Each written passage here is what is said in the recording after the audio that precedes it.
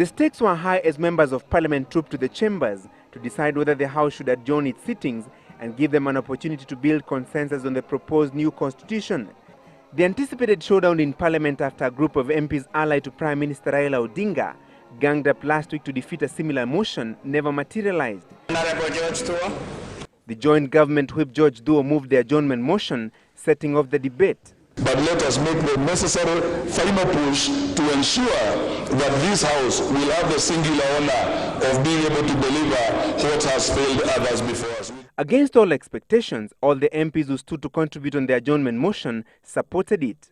If we can avoid putting things under the table, if we can look facts straight in the face, if I want to quote Sir Thomas More, then we all end up being statesmen and stateswomen.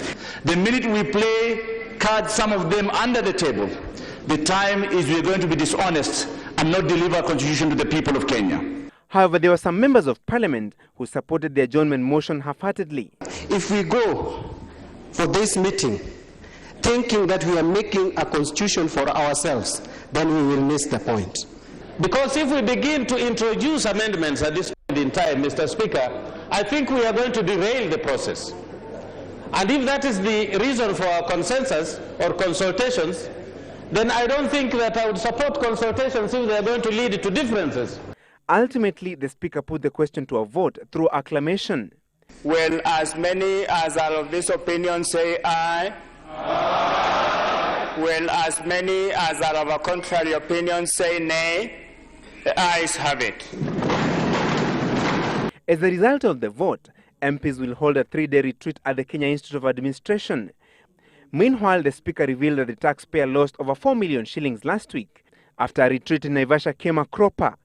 The loss was occasioned by cancelled hotel bookings. The Review Act stipulates that for any amendment on the proposed new law to be effected, at least 148 members of parliament must support it.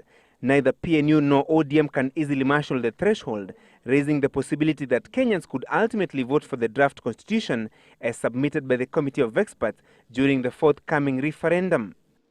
Members of parliament are finally reading from the same script on the need for consensus building before they begin debating on the content of the revised draft constitution. However, of critical importance is how they will behave on the floor of the House to ensure that Kenyans finally get a new constitution this year.